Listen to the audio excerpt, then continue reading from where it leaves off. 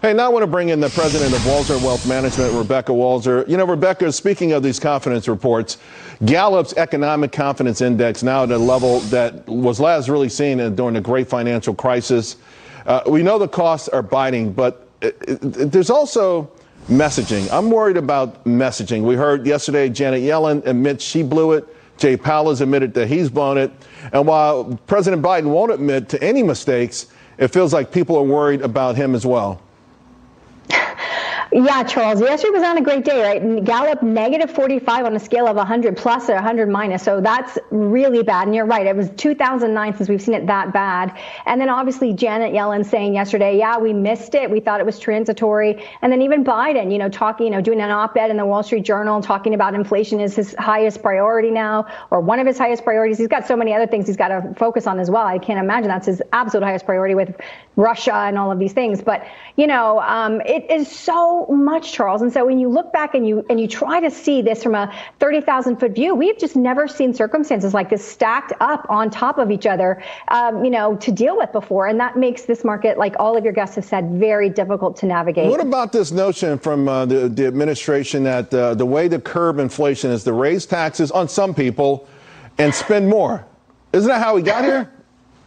The definition of insanity, right, Charles? Keep doing the same thing. Obviously, we printed $10 trillion since Corona in the United States through either, economic policy at the legislative level or Federal Reserve stimulus, and most of it, Federal Reserve stimulus.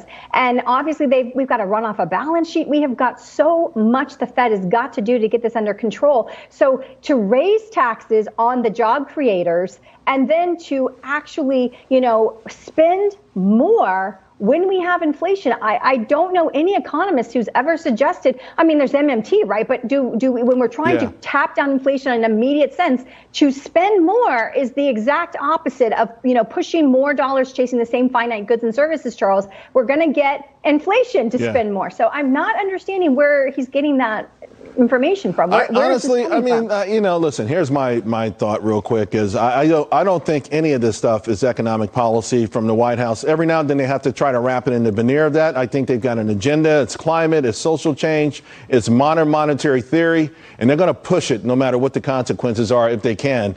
To that note, the administration is still really mulling out loud, obviously a few trial balloons on forgiving student debt. The key number looks like 10,000.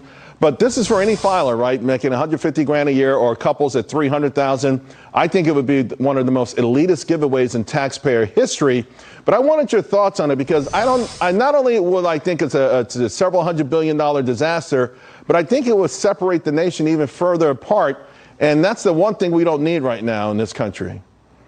We absolutely don't. We're so divided, Charles. And you know what? I want to stop all of this. I want to stop throwing money at a problem because it doesn't fix problems. Why don't we actually say, hey, instead of throwing money at something, what is the problem? The problem is we're getting educations without real jobs, with real money that we can pay back these loans. So let's go look at the cost of inflation of an education over the last 20 years has been astronomical. It's outpaced everything else. So maybe that's the problem. Just writing off $10,000, and especially for high income earners, it's not fair that they pay their loans, that everyone else gets their loans paid off just because they're a high income earner and they were diligent and successful. But at the same time, are we going to pay taxpayer money for the person who's making $300,000 as a married couple?